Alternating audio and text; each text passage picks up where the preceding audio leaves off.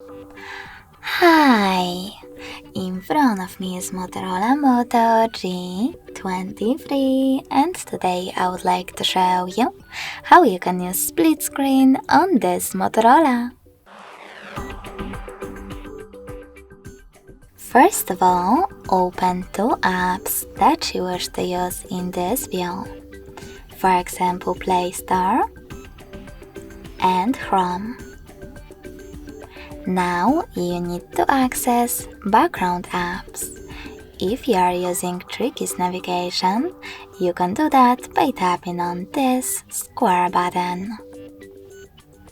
Now tap on the icon of an app that you wish to use on the top half of your screen. I will go with Chrome.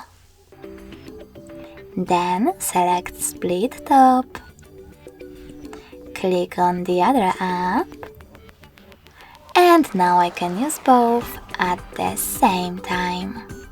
If you wish to go back from this mode, you can always do that by dragging the first app upwards or downwards and selecting Home button. Thanks so much for watching. If you enjoyed this video, smash that like button, comment and subscribe. Bye!